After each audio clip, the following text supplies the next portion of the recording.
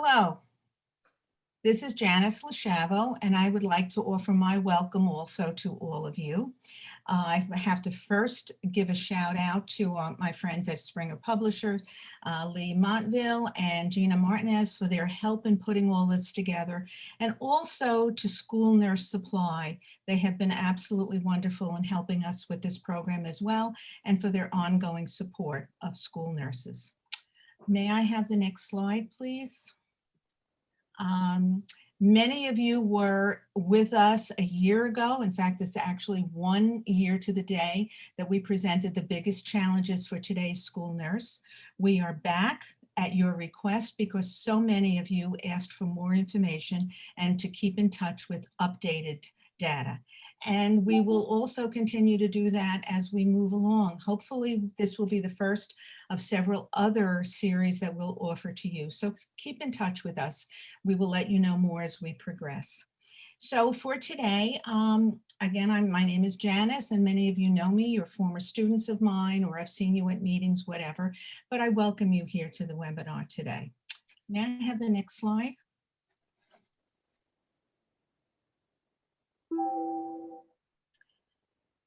I know what you're going through. I know how difficult each day can be for you to get out of bed. On a normal day, during normal times, it's a difficult task, a very, very hard job that we have. As you know, today's front line has moved from the hospital, the intensive care unit and the ER into the community. And schools are a microcosm of the larger community. So you are faced with the daily tasks of making this work. And I hope with all my heart that you are getting the same respect that has been shown to those frontline healthcare workers in the hospital. I hope today's program helps prepare you a little bit more for that. So stay with us. You're about to be treated to some wonderful speakers here. May I have the next slide now? Okay, I'm afraid I have to start off with some scary statistics here. As you know, that COVID began back in China in the latter part of 2019. And by the January 21st of 2020, we had our first case here already in the United States. As of this morning at 6:45, April 14th, worldwide, we have 137 million cases detected and 3 million deaths. As far as the United States, we have 31 million cases and close to 600,000 deaths. When you look at the statistics from pandemics of centuries ago, these numbers parallel what we have seen in the past. And I remind you, this is only 15 months that we are into this nightmare. Next slide, please. So today, briefly, I'm going to give you an overview of the bad, the good, and the ugly as far as coronavirus goes, and then go over some of the latest recommendations from the CDC. And then I'll introduce the speakers. I will be brief because they have much information to share. Next slide. Okay, the bad. What's bad here is that we are starting to see increase in the number of newly diagnosed cases, and there's a variety of reasons. We're starting to feel very comfortable with the vaccines, so we're relaxing precautions. People are traveling more, and you know the travel not only is concerning for the airplane or the train that we're on or car, but also the means that we use to get there and the airport and the lines that we stand on. Sporting events are seeing increased number of people in the stands. And also, we're talking about mutations and variants, which concerns me quite a bit. I'd just like to make that distinction, though, for you. A mutation is a change in the genetic component of the cell. With people, we have DNA. With viruses, we have RNA. A variant occurs when we have a large number of mutations. They gather together and form a separate virus. So this is what we're dealing with today. Next slide, please. The good, sure, we're seeing vaccine distribution, and that's helped. We had a little slow start in the distribution process, but it has finally taken, we're finally seeing people, everybody get the vaccine that needs it. We do have a decreased death rate because fortunately we began with people that were frail and elderly in nursing homes. So we're seeing more survivors from from COVID. Next slide. And the ugly here. COVID is now linked to many, many different side effects. First of all, a lot of people are refusing to get the vaccine. The last I saw, 20 to 30% are refusing for these reasons, but it affects not only the brain and our cardiac output, but um, we're also seeing impact on kidneys and other vital organs, plus mental illness threats. Johns Hopkins University has done extensive studies, and we're starting to see long haulers, which are people that have been affected by the disease, but have recovered from the acute phase and now are experiencing these complications. And sadly, we're seeing this with children too. Very often these children were totally asymptomatic and now they're exhibiting symptoms. And all we can do is treat the symptomatology. We can't do anything to cure them. So that is a concern. Also, latest news now are the concerns over blood clots with the J&J vaccine. And that was distributed originally for people that could not be counted on for that second vaccine, that someone with a transient lifestyle. So they were administered the J&J. So now, right now, that's on pause. So we have our concerns there. We still have variants coming to light, and we don't know how long we're immune. Even though many of us rushed out to get our vaccine, we don't know how long it's good for. And what concerns me, probably the greatest area, are the other major health problems that have been neglected because of COVID. We had finally made strides in helping the transgender child adapt in the school environment, any child with gender identity issues. Mental health awareness has always, we've been working on that. We have an opioid epidemic to deal with. We have gun violence. We have lots of problems that we had to put on the back burner because of COVID. So this concerns me quite a bit. Okay, next slide. So what is our role? Okay, education. Remember, school nurses have 1 foot in nursing and 1 foot in the classroom here in educating, and that includes the community, and that includes teachers and everyone else involved. We have to be there to offer some guidance. You have to remain vigilant, you know that. You have to watch for those, the contact tracing and the gatherings that are done outside of the school. This is presenting a problem. And you have to remember to take care of yourself too, because you know very well, no one's going to come in to take your place. No one is subbing for us anymore. And we have to be there. So that means taking care of yourself. Very briefly, I would like to just go over the CDC updates. And this is as of March 19th. We have a number of major changes. They've revised the physical distancing recommendations for you. No longer 6 feet, they're saying 3 feet is acceptable. They clarify the importance of ventilation, which pleases me very much because I've seen so many of your offices, you do not have adequate space or ventilation. So now they're stressing the importance of that. So keep the windows open, the door open, and if your room is still not adequately ventilated, you need another room. They removed the recommendation for physical barriers. So you no longer have to put up that plexiglass screen or a shield from students, and likewise for children. They no longer have to have separation barriers there. And they've also clarified the role of the community transmission in decision-making and added guidance on interventions when clusters develop, because that seems to be the concern. Very briefly, I'd like to say they also have, I'll read this statement because it's a key point. Evidence suggests that many K-12 schools that have strictly implemented prevention strategies have been able to open safely for in-person instruction and remain open. So I think that's headed for September, that we will have an opening, a full opening. 3 recommendations here. CDC does not currently recommend school conduct symptom screening for all students on a routine daily basis. So if you're taking temps before they enter the building, the CDC is saying that it's no longer recommended. 2 other things here. Parents, caregivers should strongly be encouraged to do the screening at home before children come into school. And the last one, I know I can hear you snicker from here, we'll end with a smile. Students who are sick should not attend school in person. This is not news, but the CDC is now saying this too. So that lends a little more support to us. So that being said, I am very proud now to introduce our first speaker, Dr. Laura Genome, and I love that picture of Laura there. She's associate professor and school nurse program direct coordinator at Monmouth University. She is the nursing program there at Monmouth University. She's very involved with volunteer work. She helps with our state association standards and practices. She's held other positions too. She's also helped with the National Association. She's traveled to spread the good word about wellness and taking care of children. And with a little bit of sadness here, I announce here that Laura will be retiring at the end of the school year.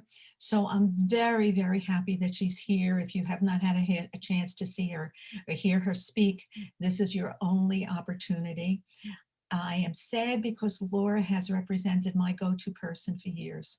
So I cannot think of a better person here to give us the structure we need right now during this critical time and help us understand the framework and how it supports us in our school nurse practice.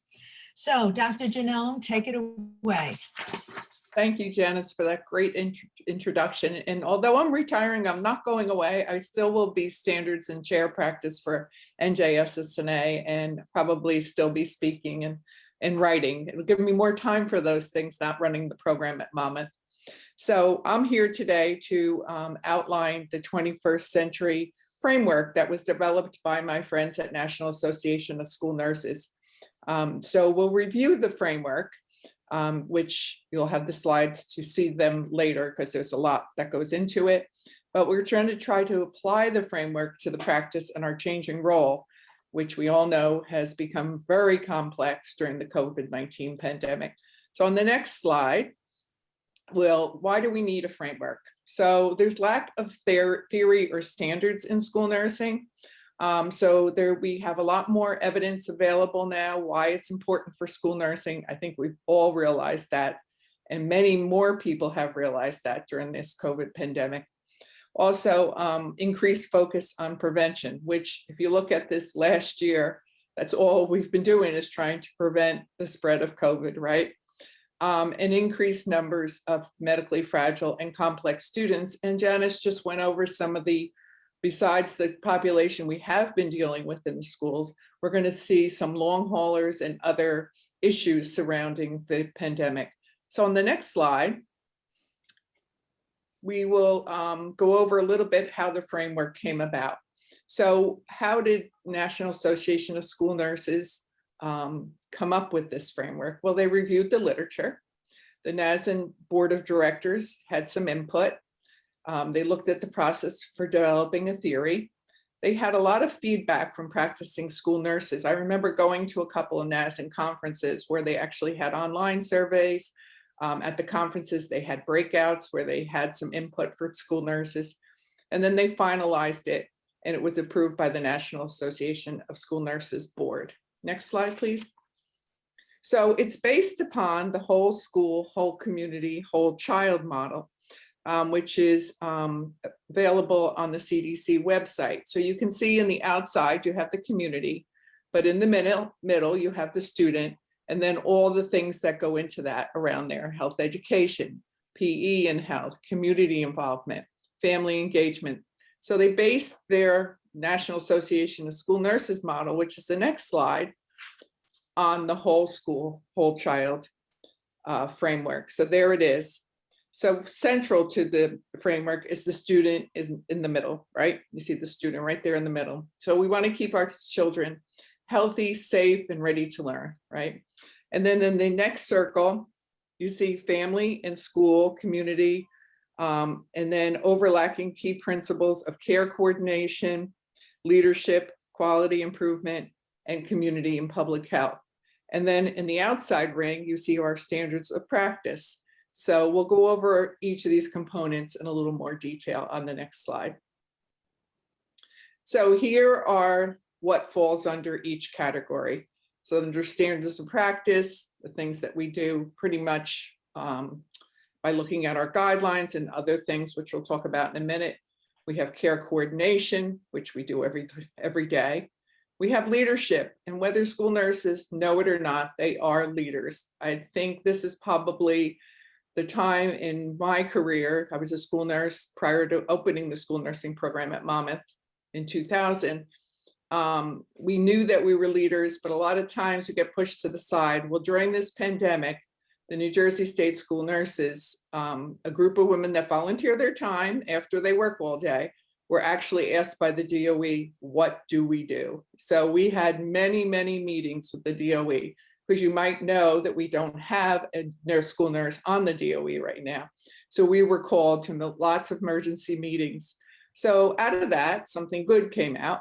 They realized not having a school nurse at the Department of Ed was not a good thing. So we did get a position approved from our governor to have a school nurse consultant, and they're right now doing the second round of interviews for that position. Quality improvement is another. We always can do things better, right? We figured this all out with our quarantine rooms and all the different things we've had to do. And then community and public health, which has been the most important piece of this COVID pandemic. Next slide, please. So our standards of practice.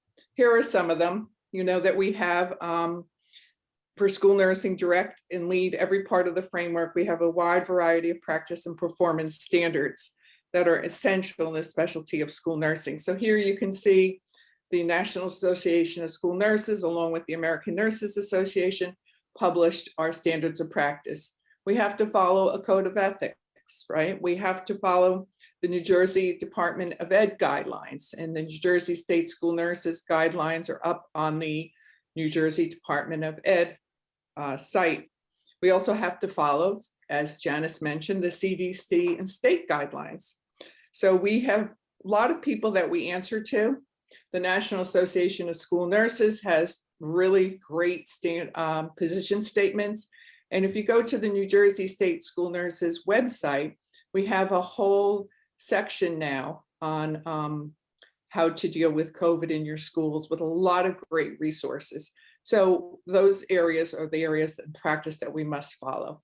And on the next slide, we'll go over some care coordination things that have to be done. So every day we have case management, right? Right now we've added into that quarantine. We've added into that contact tracing. So all those things, besides what we've been doing all along, have been added to the job in our care coordination on a daily basis. Next slide. Leadership. And I've touched upon leadership before, but we have gotten some different funding now because of what has happened in our schools. There's been some federal and state money that has come to schools because we need extra things, right? Quarantine rooms, PPE, lots of different things like that. So school nurses are looked to as leaders in this area because we work along with the Department of Health and the Department of Education, and we've really taken on the role of leadership during this pandemic. And the next slide. So here's a little bit of how you could use this in daily life before I continue on with community and public health.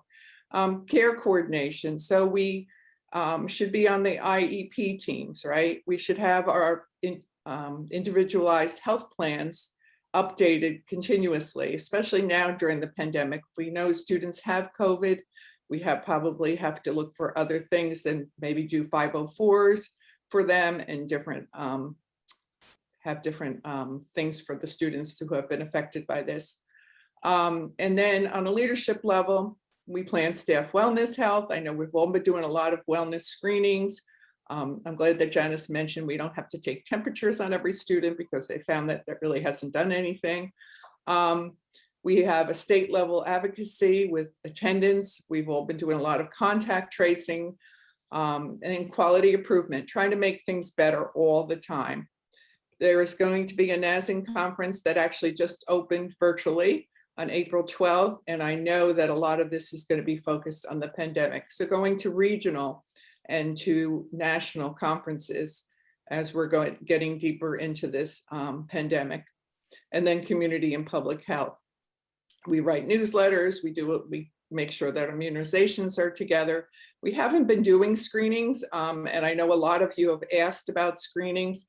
It's almost impossible. I know a lot of students have not been in the schools, so do the screenings that you feel are important. You know, the kid who can't see the blackboard, or your special needs students. We have tried to get a decision from the Department of Ed and Department of Health, the New Jersey State School Nurses on this, but they just said do the best that you can. But you know, you can't really be in people's space as much as we used to do when we do screenings too. And then that last one, conducting surveillance. Well, we've been doing a lot of that. So on the next slide, you'll actually see the community and public health quality improvement that we've been doing during this. I am the state person who collects data for every student counts. So I know that in our data this year, we're going to be putting in a lot of data concerning the COVID numbers. So I'll be sending you an email pretty quickly about that. On the next slide, we're going to talk a little bit about community and public health. So that's access to care. And we all know that some communities have been affected more by COVID than other communities. Some districts have not opened at all because their buildings are too old and they don't feel like the ventilation is correct. So we're always trying to find different ways to promote health, have population-based care, and we have to work along with our Department of Health and our Department of Education on these areas. On the next slide are all the references. I really would like for you, if you want to know more about the framework for the 21st century, to look at Erin Maughan's article, Using the Framework for the 21st Century. It's available in NASN School Nurse. It was written in 2016. A good way to use this model is to leave it outside your door. I have it outside my door of my office at Monmouth University, so that you constantly remember and can tell other people in your community how it's used within your community. And having that visual of that model is often very helpful. Thank you. I thank you, Laura. Wonderful presentation. I know it'll be helpful for everyone, especially for our new nurses and there are many out there this year. I have the pleasure now of introducing Dr. Matthew Bolton. Dr. Bolton, you could see his credentials. They are very impressive. A classroom teacher, currently a principal. He also adjuncts at Fordham University. He mentors new leaders. He's a contributing author, as is Laura Janone in our book, The Essential Reference. But I'm going to add here that he's not joining us now. I did not invite him because of his academic credentials. I have no doubt that he's outstanding. However, I invited him because in everything that he says and writes, it is so clear that he has the utmost respect for school nurses. And you know, that's not always the case with administrators, but he certainly does. And he has an absolute love for children. And that comes across so clearly in everything that he does.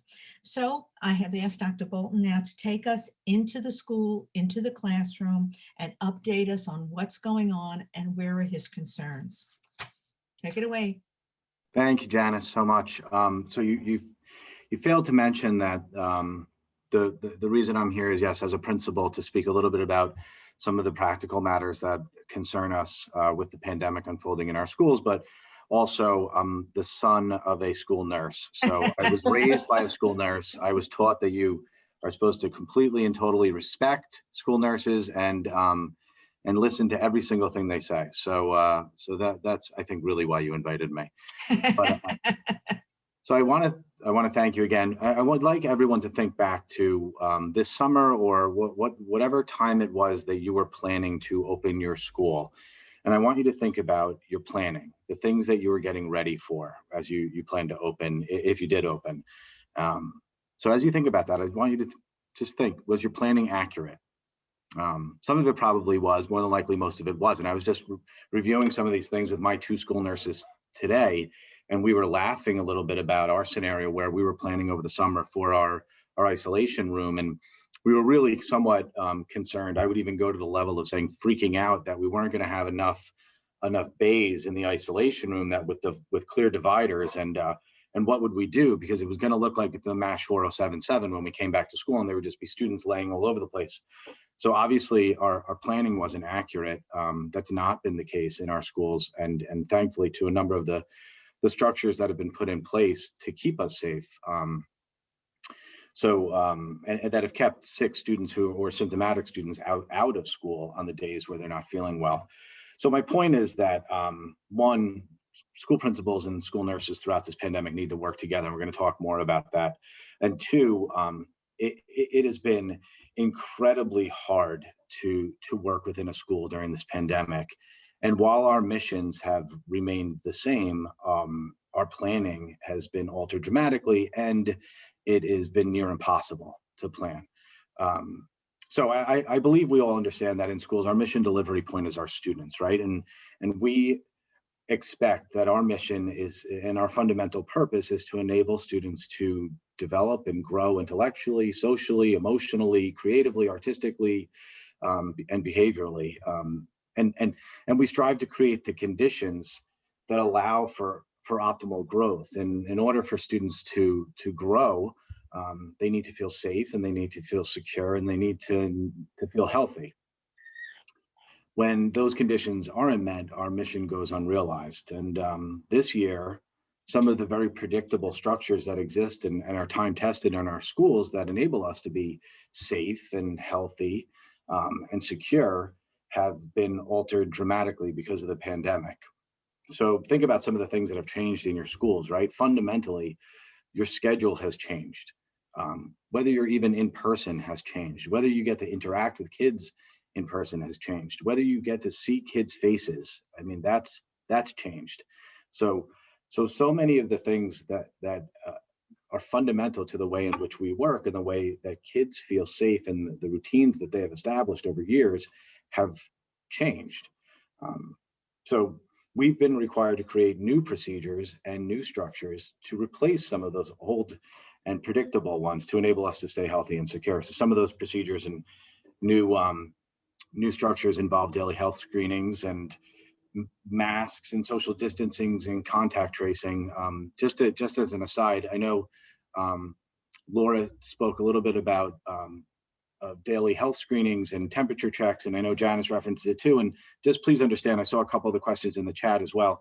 Just understand that that's guidance from the CDC that's making recommendations to school districts, and school districts work with their local health departments. They look at that guidance, they review it, and they look at the New Jersey Department of Health guidance, and then school superintendents make decisions based on that guidance about what's going to be best for their community. So I know I saw a couple of people that were like, where can I find that? That would make my life so much easier if I didn't have to take temperatures.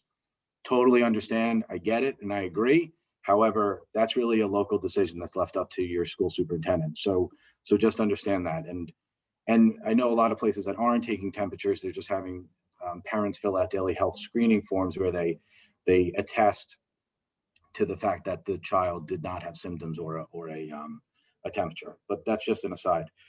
So, while contact tracing and masking and social distancing has kept us, those new protocols and procedures have kept us, really been effective in keeping us safe this year. I would offer that, yes, they've been effective, but some of the tried and true measures have enabled us to continue learning and teaching this year, such as collaborating with one another, leaning on one another for support, and communicating effectively with all school stakeholders have really enabled us to get through this pandemic. Next slide. So our current atmosphere, as I'm sure most of you can attest, the current atmosphere is really shaped by things that are affecting your local district or schools, such as positivity rates and leadership and labor relations, etc. There's all sorts of things that are affecting your current atmosphere, but I'm pretty confident that the structure of your current atmosphere probably includes some new words that have entered into the lexicon of discussion just in the past 15 months. And I would say some of those words include remote, hybrid, in-person, cohort, safety protocols, contact tracing, COVID activity level, social distancing, close contacts, plexiglass, Zoom, WebEx, or Google Meet, whatever your preference, quarantine, pivot's a good one. That's like a word of the year. And get ready for this one. This is a constant, is changing guidance. So that's our current atmosphere. Our current atmosphere is change, right? So change is our new normal. So if you're one of those people that has really struggles with change, this has probably been a very, very tough year for you.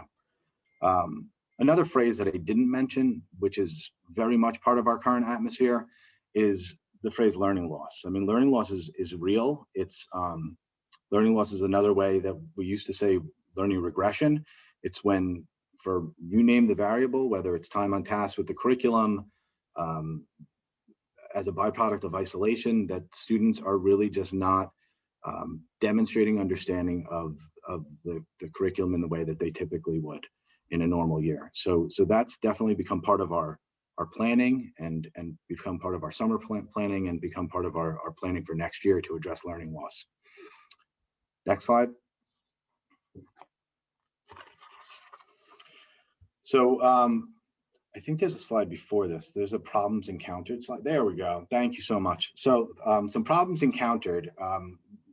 I could run off a laundry list of problems that we've encountered, and I'm sure each one of the participants in this webinar has their own list, and it's probably idiosyncratic to your district and your school, but I bet there's some crossover with my list as well. I would say one of the biggest problems that we have is when we have positive cases in school. I mean, that's a legitimate concerning issue when we find out that there was a student who tested positive and they were in school within that look back window. We need to ensure that everyone is safe. So as we go through that process, when we find out about a positive case, we need to first, and when I say we, please understand that I'm talking about the team that Janice and Laura talked about too, the team of the administration and the school nurse or nurses. That's the team that has been fundamental to addressing so many of these issues. And I really hope that you have a good team in your school. But we need to first make sure that the parent who's reporting the positive case is aware of what their responsibilities are in dealing with a positive case. So there's education there where the nurse is communicating with the family of the positive individual and explaining what their responsibilities are in quarantining their child, but also possibly quarantining any other household contacts. We then, and this becomes a joint task between the administration and the school nurse, communicating with the teachers in the classroom to ensure that if there were any close contacts in the classroom, that they're identified and then also communicated with those families. We also then communicate with the broader faculty about the positive case that's been identified, and then with the broader school community about the positive case that's been identified in the school. And we do all of that while maintaining confidentiality, and that's key. And that's also been a problem that's encountered this year is, I mean, as school nurses, you know better than anyone about the importance of confidentiality, but you also know about the anxiety that people are experiencing as part of this pandemic. And oftentimes, if a classroom teacher has a positive student in their class, they want a lot of information that you're unwilling to, or not unwilling, but unable to give them. And that creates a challenge. It's a challenge of trust. It's a challenge of concern on the part of and anxiety on the part of the teacher. So these problems have evolved as our programs have evolved. And again, going back to change being the new normal of this year, our programs have evolved. I mean, contact tracing in a fully remote environment is substantially different than contact tracing on a Wednesday in April in my school, where we have 82% of our students back from 8 a.m. till 12:30 a.m. with classes that are up to 25 students in a class. So that in that situation, in our current situation, there are guaranteed to be close contacts in that class because of the lack of social distancing. So that contact tracing, we've had to learn how to do that over the course of the year. We've had to learn how to communicate differently with teachers and learn how to communicate with families. So I would argue, though, that some of the most significant problems have been establishing or reestablishing trust in our schools with all school stakeholders, with faculty, with parents. I think that in this current climate, when health and safety are concerns, and there's a ton of questioning publicly around what we're doing as a school and what society is doing to address a pandemic, it creates a level of apprehension amongst parents and amongst faculty. Next slide. Oh, so you can go back to resolving current problem. There we go. So resolving the current problems, we're doing that through, how do we establish trust? We do that through communicating regularly, consistently with all school stakeholders. When we communicate regularly and consistently about these issues, there's somewhat of an expectation and an awareness of how the situations are handled. We've gone from, in our school, we've gone from receiving tons of emails with questions when there's an email sent out about a positive case to receiving very few, because parents trust the way in which it's being handled and that it's being handled properly. Also, through being a visible and supportive team, both the school nurse and the principal are able to establish trust with faculty through having ongoing dialogue and ongoing communications about all of the things that are happening in school to keep people safe. One of the most effective ways that I found to establish trust and to address many of the problems that have come up this year is to create a structured and sacred space for collaboration, to include the nurses, parents, teachers, administrative staff in the process of decision making. It's been incredibly important to have that leadership team come together and meet regularly to review updated guidance, to discuss any changing protocols, to just brainstorm how to plan for changes in a schedule. So that process of having that leadership team and meeting regularly to discuss these things and having the school nurse as part of it has been critical to effectively navigating many of the challenges that we've experienced.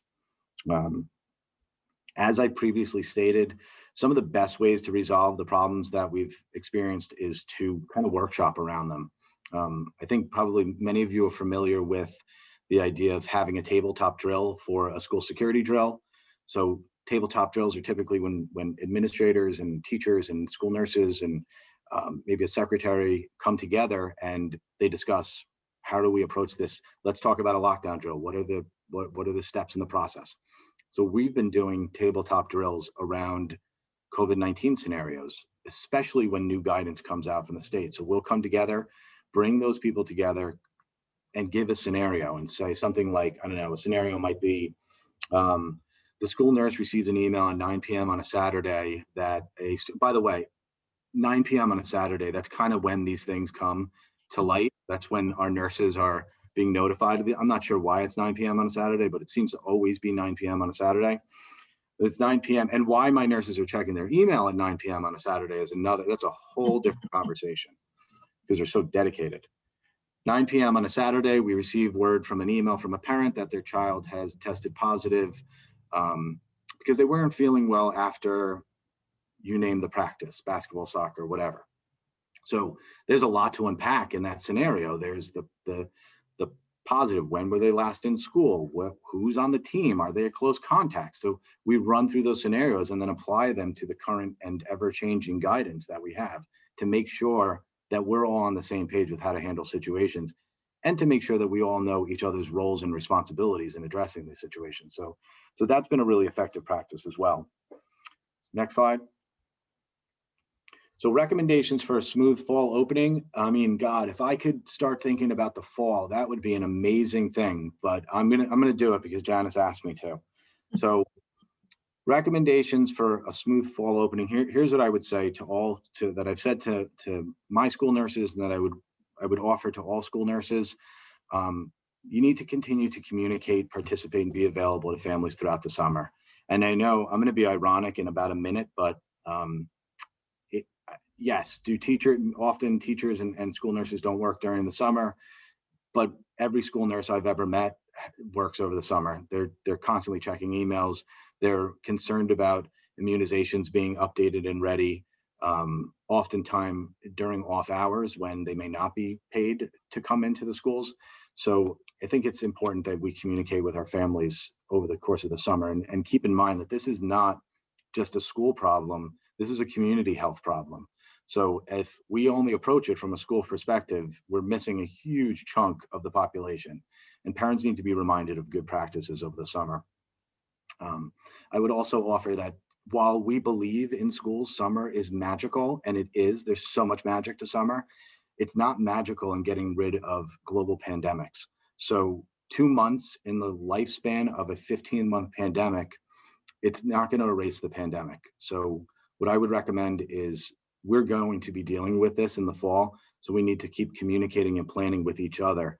The school nurses in the Westfield School District are phenomenal. I've had an opportunity to work with many of them throughout the course of my career in Westfield, and they are an absolutely amazing team of people. And I've learned a tremendous amount from them. They lean on each other all the time. They communicate with each other, they text each other, they share articles with each other. I really hope that you have a network like that. And if you don't, you should develop one, because you're going to need to lean on each other. And then here's where I'm going to be ironic. I really think you need to find time to pull back over the summer as well, separate, rejuvenate yourself, and just find strategic times to separate from all communication with people in school. Because as I said, last night, my school nurse at 10:18 last night sent me a text to tell me about the test that a student had received and that it was negative and all's good. That was at 10:18. That's not normal. That's not expected. That's not really part of their job description.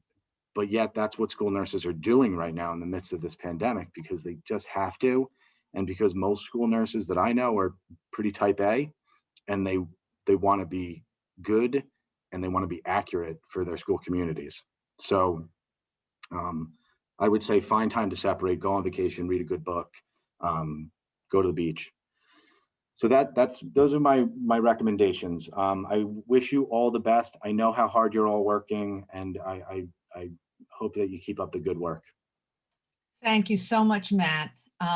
Pretty lucky people there in Westfield to have you. Thank you for the wonderful presentation, and also for making that clarification as far as CDC. Yes, they are only recommendations. The district, in concert with the local health department, makes the decisions. So thank you. Excellent presentation. Okay, I am thrilled also now to introduce Dr. Carly Dries, who is also an adjunct at Fairleigh Dickinson University. She's a supervisor for psychological services and serves as a psychologist on the child study team in Allendale. She has her own private practice, and she's one of our contributing authors also in the Essential Reference. Dr. Dries, not only does she have the academic requirements, but I think it's very rare to have a therapist or someone on her level who actually works in the school with children and knows and understands. How often I've gotten recommendations or been asked to follow a report that really has no clear understanding of what goes on in a school. Dr. Dries does. She's absolutely wonderful. I know you'll enjoy her presentation as well. Are you there, Dr. Dries? There she is. Welcome. I am here. Yes. Thank you so much for the lovely, lovely intro and for finding a picture where my hair looks really terrific. So much appreciated all the way around. I am excited to be able to talk with you today about the somatic fears that many of our students, as well as our faculty and staff, are experiencing at this point, 15 years, whoops. Let's hope it doesn't go that long, 15 months into the pandemic. So we can go ahead to the first slide. And I will point out that I do not own the rights to any of these pictures. Google Images is one of my very best friends, but I will be talking about when a tummy ache is more than just a tummy ache, how we can help learn from our students to tease out whether it is an actual somatic illness or when there is something underlying it. So the first thing is, before the student comes to the health office, they're in the classroom, and our teachers might be recognizing different problems or changes in behavior. So they're going to see difficulties in thinking, they're going to see difficulties with getting along with peers, they're going to see potentially a change in emotional regulation. So a child who is typically outgoing and bubbly is now shy, withdrawn, and reserved, or vice versa. They might come in and start talking more about problems at home, that mom and dad are fighting, or that mom and mom are sleeping in different rooms at this point, or that their brother got in trouble again. That would never happen with my family, I promise. My brother is always a good kid. So they might be talking about those types of family difficulties, or they may be presenting with more tantrum behaviors, larger, more explosive, very aggressive kinds of things, flipping over tables, pulling down bookcases, big trauma responses from the behavior. Then when they start talking about the somatic problems, when they start saying, oh, my stomach hurts, my head hurts, my spleen hurts, whatever it might be, it's the somatic problems, is when the individual is probably going to be sent down to the health office. So once we hit somatic problems, cue the school nurses. So how are you going to know? How are you going to try to figure out if it is a tummy ache or if it is something more? First and foremost, as always, you're going to rule out the actual medical underlying concern. I'm not going to tell you how to do this because that's your expertise, that's your purview. My basic questions would be finding out whether or not the child ate too much or didn't eat enough. Do they have to go to the bathroom at all? Then I take a look at the body language. Does the child genuinely seem ill? Does it seem more like they want to get out of PE? Or is it something else? Are they wringing their hands? Are they looking off into space? Using the body cues to be able to figure it out. Then, if you've been able to go through the medical and the body language, then you could start to kind of nose around the mental health. Our school nurses are wonderful, and I'm going to highlight the Allendale school nurses. So Karen and Lori, if you're on the call, woot woot to you. Thank you for being as wonderful as you are. I've learned from them that the relationship with the child is so instrumental in being able to figure out if it is a tummy ache or if it's something more. You know their background, you know their profile, you know how they typically and usually are. And when there's something else, you can figure out that there might be something other than just the tummy ache. Typically, in a non-pandemic situation, the majority of our thoughts are in line. We can think clearly, we can engage socially, we can engage our emotional regulation skills. We're able to manage. Yeah, there are peaks and valleys to all of that, but survival is not one of our primary thoughts. We don't have to think that deeply about it. We just know we're going to get up and breathe and move forward. However, when we're in a stress response, the triangle gets completely flipped. We are so focused on our survival that we don't have the availability to think, to regulate ourselves. That's where we're starting to get, as I mentioned earlier, those explosive behaviors or those difficulties with our social interactions. We can't manage for ourselves because our thoughts are so much on how am I going to be safe? What do I need to keep myself safe at this time? So there's another triangle, 3 of them, look at that, where we are looking at our ability to reach a child. So the first part, when the individual is in an explosive state, when they are in a trauma state, when they are in a stress state, when they are vulnerable, the first thing we're going to do is help them to regulate. We have to get them out of that fight, flight, or freeze. We relate to them. We give them the contact that they need. We know that we can't give hugs right now because we need to maintain our physical distance. We know that we can't smile as freely right now because we're all behind masks, but you can still do other things to connect with the individual so they know that they are there and they are supported.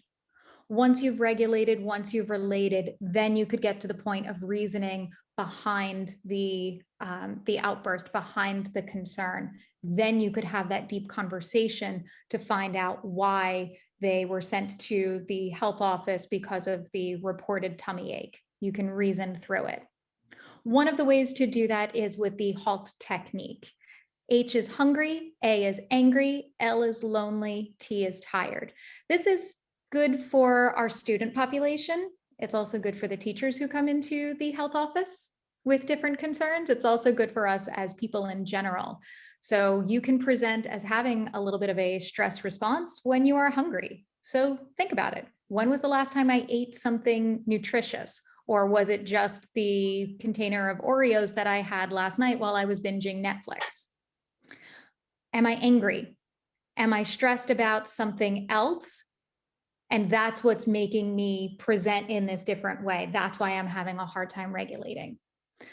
Lonely has been coming up an awful lot during this pandemic because we haven't been able to engage in the social activities that we usually have. We haven't been able to go out and see our friends, to hug our family, to do all of those typical things. We can't go out for dinner. So we're lonely. And then we might just be tired. Pandemics are exhausting. The hours that we are keeping are exhausting. The hours that our children are keeping are also exhausting because the circadian rhythm is very off. They don't get to burn off the energy, so they're sleeping more, sleeping less, sleeping differently. It's not restful and recuperative. So then we need to engage in whatever the self-care activities might be. I'm going to add in one more thing. The extension of HALT is HALT BS, the B being bored, the S being stressed.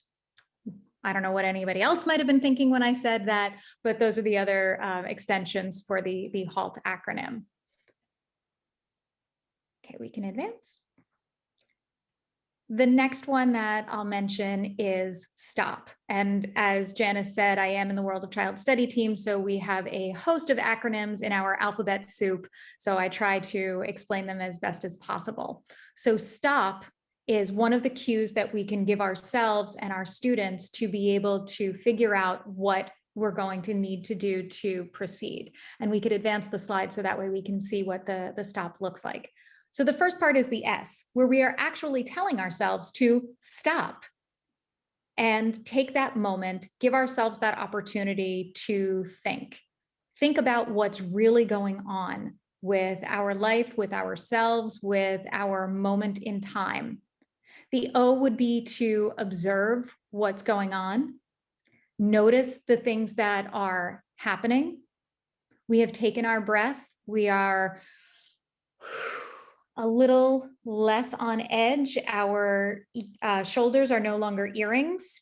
If you can imagine that, when you are stressed, you know that you're kind of pulled up here. So simply by taking that breath, it can relax you down so you can observe and reflect on things that are happening a little bit more clearly. And once you have that, then you can proceed with your thoughts. You can proceed with your next step, your next best plan.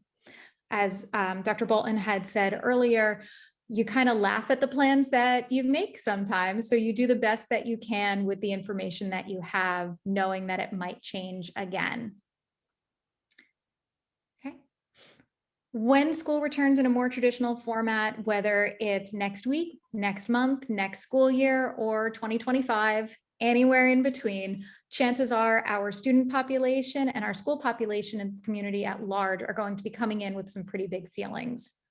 Nervousness about keeping physical distance, wondering if they are going to be the reason that their family is getting sick, noticing that people are wearing their mask like this, or some of the kindergartners use them more like hats.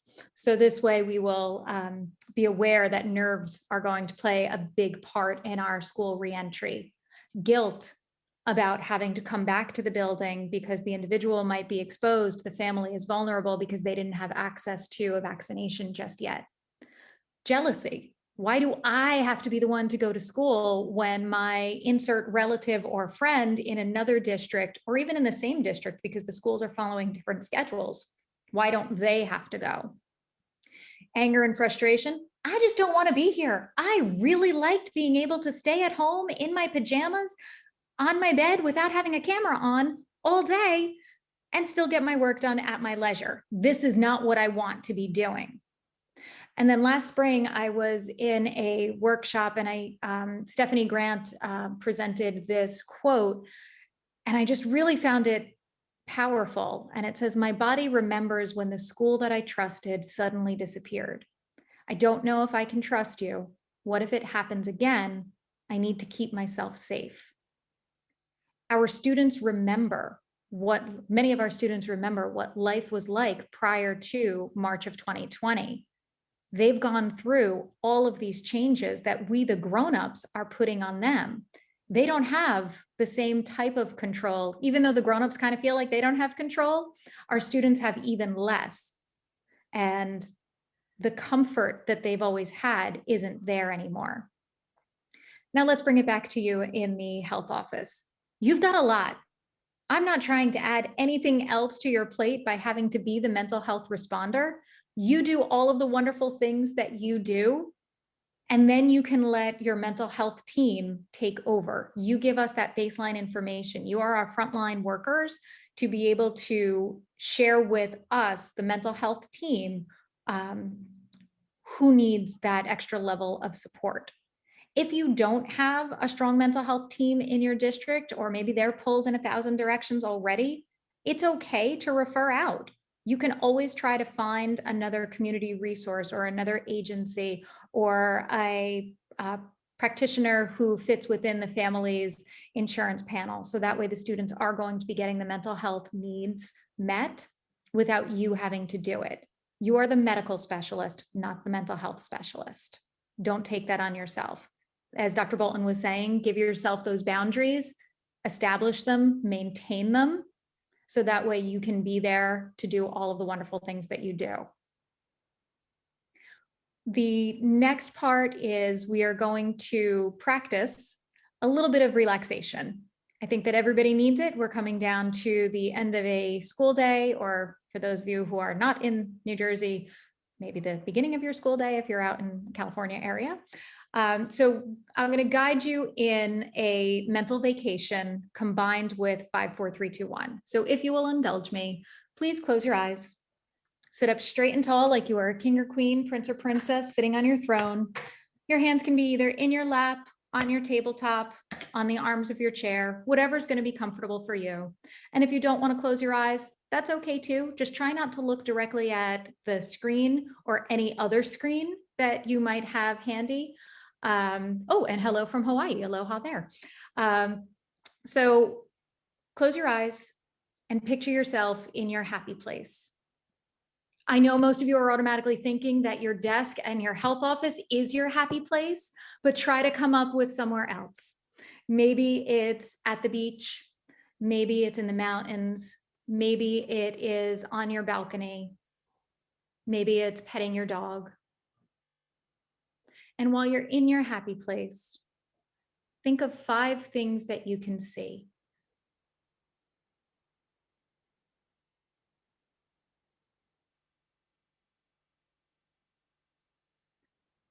Once you have those 5 things in your mind, think about 4 things you can feel in your happy place.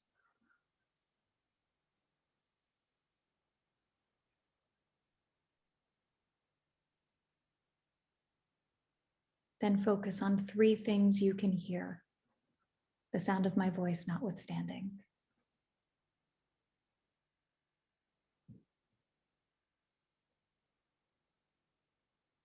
Then think of 2 things you can smell, usually pleasant things.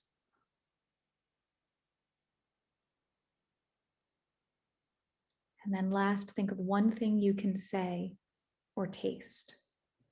Perhaps in your perfect place, you were with someone. So maybe you want to turn to them and say, I like you. Spending time with you is important to me. Or maybe you were alone and you're just tasting the hot cocoa. And then when you're ready, gently flutter open your eyes and notice how your body is different. Notice if you're feeling a little more calm, a little more centered, able to stop, able to halt, able to return to learn, return to your office, all of the stacks of papers in front of you, but now you're able to manage it a little bit better because you've been able to recharge, refresh, and it took less than a minute to do that. I'm going to show one more little finger to thumb. My kids love this one. The students love it. So we put our paws up, and I say pause because I have my chillaxin panda there. And you're going to, because it's called finger to thumb, you are going to do finger to thumb. And each time you are going to be saying a mantra that works for you. One that I usually offer is, I am so calm. So as you're saying each word, you are moving your digits to your thumb. I am so calm. I am relaxed. I can do it. I am so great. I am the best. No more COVID. Whatever the saying is going to be that works for you, feel free to give those a try. And thank you so much for your time this afternoon. Thank you for the great work that you have been doing for our students and for our school community at large. Thank you, Carly. I'm ready to relax and fall asleep here. Great job. We appreciate that. Great tips. Okay, I think we're ready to move back to Lee Montville. Are you there? Hello, Lee. Yes, I am. Yes, I am. Thank you so much to Janice, Laura, Matt, and Carly for the amazing presentation. We have almost every single person is still on, so we really appreciate you all spending the last hour with us. If you have any additional questions, please put them in the Q&A. Please note that our partners at School Nurse Supply are offering $10 off of any orders of $50 or more. And we will be providing everybody with a certificate of attendance for 1 hour within 2 weeks beyond this webinar.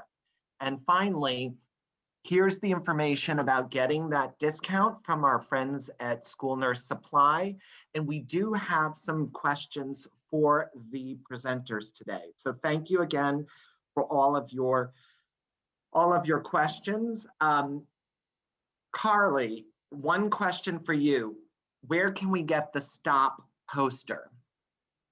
You can get the stop poster either from the slide deck that will be sent to you, and you could make it your own. And honestly, I found it off of a Google image search. I believe that the information, the citation was also included at the bottom of that slide. I'm looking back on my slide deck. It came from hashtag the Wellness Society. So that might be a good source for you to take a look when you need to stop, collaborate, and listen. Great. Or whichever one. That's wonderful. Another question that came through from Diane is, do you recommend that school districts have stipends for school nurses for COVID cases throughout the summer? And that was for Matt and for the rest of our speakers. I would always recommend a stipend for nurses. I think far too often we work, as Matt pointed out, far too often we work for free. And I know it's appreciated in most cases, but it shouldn't be. It shouldn't be. I would love to see a stipend. However, that is really tough. When you talk about money, it has to be negotiated with a board. It's a difficult thing to do because other teachers also say, well, they're busy. They're doing things for COVID that they didn't have to do before. It would be a tough thing to put through. I'm certain of that. But I would support any recognition in any way, monetarily or verbally, for the extra work that nurses have had to do. One other attendee, oh, sorry, did someone else want to? No, I think Matt is gone, so I don't know if he Okay. I can. wonder if there's any money available through the CARES Act for things like that, because there was some available funding for some of the schools under the CARES Act. And we all know the nurses have been working unbelievable amount of hours doing contact tracing, working for the county, working with the county. I know some of my colleagues have been asked to open vaccine centers in their schools. So Right. I wonder if there isn't some funding in that CARES money that they should be looking into, but that's district to district, as Janice said. Yep, that would be wonderful. Great. Another question. Oh, just to reiterate, we will be sending out the recording of this webinar to everyone who's registered, whether you were attending from the beginning or you joined us mid-progress. And we will have that out to everybody within 7 to 10 business days. So stay tuned for that. Another question we Wait, received. Lee, I'm Sure. sorry, can I just pop in? I Googled offside and I was able to find a free PDF from the Wellness Society. So I'm going to put that into the chat box so everybody will be able to have the stop technique PDF. Awesome. Thank you so much for that. Sure. Another question we received was, can you advise about confidentiality laws in school? Obviously, that's a very broad question, but maybe if you could give like a top line response, that would be great. Janice, don't you think that's a really tough one, especially now with COVID, because you're suddenly having to do contact tracing, right? We can't say the name of the person in the class who has it. So you have to just say there's been, like we do with a lot of other communicable diseases, there's been a case in a classroom or a class level, and then just work around that. Whatever people do outside the school is their business, but the school nurse really has to keep that confidential. Absolutely, I totally agree. And that has come up, I know, in a number of districts where nurses have been given a very hard time because they refuse to reveal the child or the specific person in the building that has been tested positive. But that's not our job to share that. We tell them, yes, we do have a case, but we don't identify the person. And that has to remain. That just has to. Great. And Roxanne asked, where would I find documentation regarding no need to take daily student temperature? Look for the CDC guidelines. The most recent one was March 19th. That's what I referenced. And bear in mind, as Dr. Bolton pointed out, these are recommendations. I mean, if the level of illness is higher and the local county, the local health department and administration feels that they're still warranted, then that's what you do. But they are recommending and saying that they don't feel it's necessary. Right. And then Carol mentioned, this is New Jersey specific, does the New Jersey DOH still recommend entry screening for students and staff? She was at a legal issues for school nurses conference that Janice presented at, which was wonderful. And it was stated that CDC is guidance, but New Jersey DOH is law and what we are mandated to follow. So could that be state by state that there could be different? Sure. Because if it's from New Jersey State, then that's one set of rules, but national comes from the nation. So that's throughout the country. I'm not sure. Did I answer the question? Did I miss something there though? I put up in the chat, New Jersey State, njssna.org. We have an entire, and everyone can go there, whether you're a member or not of New Jersey State School Nurses.